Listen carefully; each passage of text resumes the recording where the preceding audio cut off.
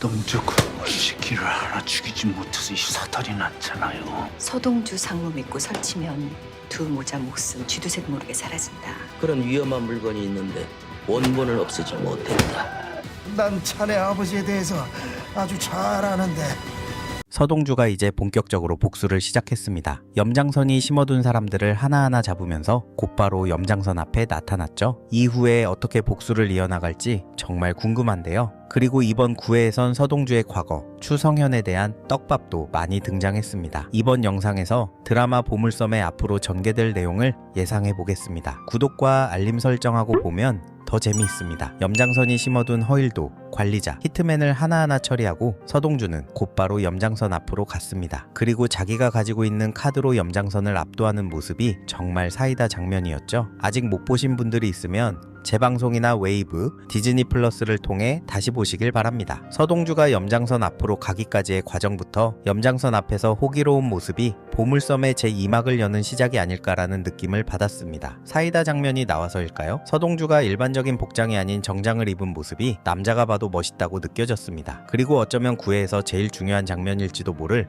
서동주의 과거에 대한 내용도 많이 나왔는데요. 이미 서동주의 어린 시절 이름이 추성현이었다는 것과 염장선이 추성현이라는 아이가 커서 서동주가 됐다는 걸 알고 있다는 내용은 저번 주에 나왔었습니다. 이번 9회에서는 염장선이 서동주가 추성현이었다는 사실을 알게 된 계기에 대해 나왔는데요. 염장선은 대상그룹의 신입사원 서동주를 뒷조사를 하다가 천구호가 가져온 과거 사진을 보고 서동주가 과거 추성현이라는 아이라는 걸 염장선의 아내 성보연이 알아봅니다. 그러면서 추성현과 성보연이 같이 찍은 사진을 가져와서 비교까지 하는데요. 그 사실을 인정하기 싫은 듯 염장선은 먹고 있던 밥상을 치며 아니라고 다그치는 모습이 나왔습니다. 이는 서동주, 추성현이 염장선의 집에서 지낸 적이 있었고 염장선은 추성현이라는 존재에 대해 굉장히 불편해 한다는 점입니다. 그와 더불어 서동주와 아네스 수녀, 서현주의 엄마의 정체와 서씨라는 성을 얻게 된 과정까지 함께 나왔는데요. 역시 피마담과 염장선 또한 아직 알 수 없는 연결고리로 이어져 있었습니다. 그 연결고리가 좋은 연결고리는 아닐 거라 예상되는데요. 예상해보자면 염장선의 입장에서 추성현은 세상에 존재하면 안 되는 아이인데 피마담이라는 사람이 그 아이의 신분을 숨기고 보호하고 있었고 서동주로 성장시켜 염장선이 차지하려는 대상그룹으로 취업을 하게 된 것이죠. 염장선 입장에서는 이미 처리된 일인 줄 알았던 추성현이 버젓이 살아있었고 그 사실을 서동주가 알고 있는지 모르는지 알 수 없는 상황에서 대상그룹에 있다는 것이 굉장히 불편했을 것입니다. 그리고 이제는 그 추성현, 서동주가 이조원을 뺏어간 것도 모자라 자신을 직접 위협하는 존재가 돼버린 것이죠. 이 세상 대부분의 드라마가 선한 사람이 승리하고 악한 사람이 패배하는 권선징악을 바탕에 깔고 있듯이 사람 목숨을 너무 쉽게 알고 자기가 모든 것을 좌지우지하려는 염장선의 끝이 어떻게 될지 너무 기대가 됩니다. 9회에서 추성현은 또 한 번 등장하는데요.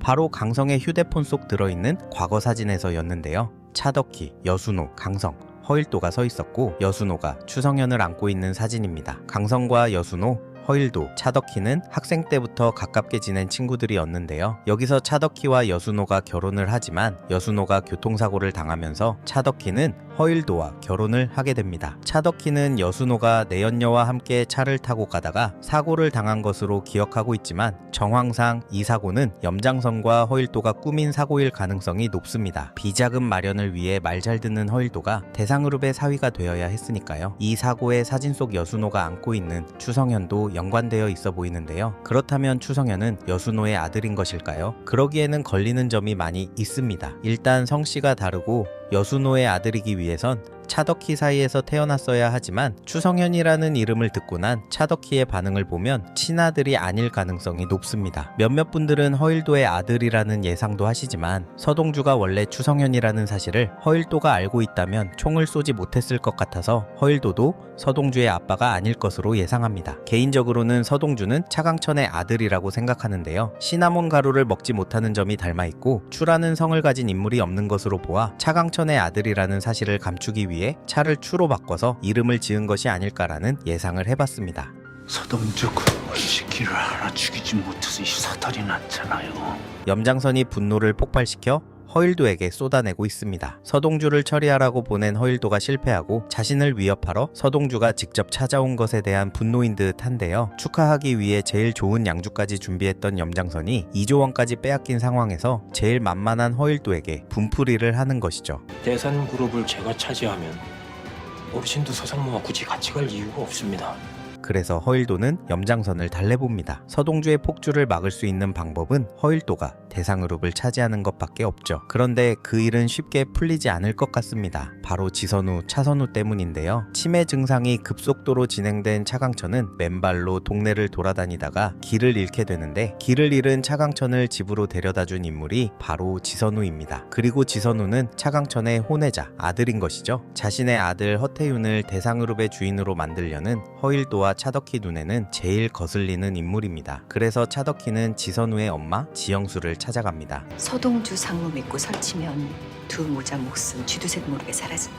이전까지 얌전해 보였던 차덕희는 구애를 시작으로 본격적으로 흑화하기 시작했는데요. 차덕희는 차강천의 치매 증상을 차국희가 숨기고 있다고 생각해 머리채를 잡고 잡들이를 했죠. 그리고 허일도에게 서동주를 처리했으면 좋겠다고 직접적으로 말하기도 했습니다. 그래서 그런지 지선우가 점점 차강천 가까이 다가오는 것을 느끼고 멀리서만 보고 있던 지영수에게 직접 찾아가 더 이상 설치지 말라고 협박하는 듯 보입니다. 민들레 팀 들어갔어. 염장선한테 확인해봐. 그리고 오랜만에 조 과장이 등장하고 서동주에게 민들레 팀에 대해 얘기합니다. 드디어 과거 사건에 대한 직접적인 언급이 시작된 듯한데요. 민들레 팀에 대한 내용은 관리자의 인물 소개에서 확인할 수 있습니다. 바로 국정원의 사찰 도청팀 이름이 민들레였는데요. 국정원 원장까지 했던 염장선 또한 이 사건에 관여되어 있을 가능성이 높고 추성현도 연관이 있어 보입니다. 관리자가 민들레 자료 확보 중 서동주가 눈치챘다고 합니다.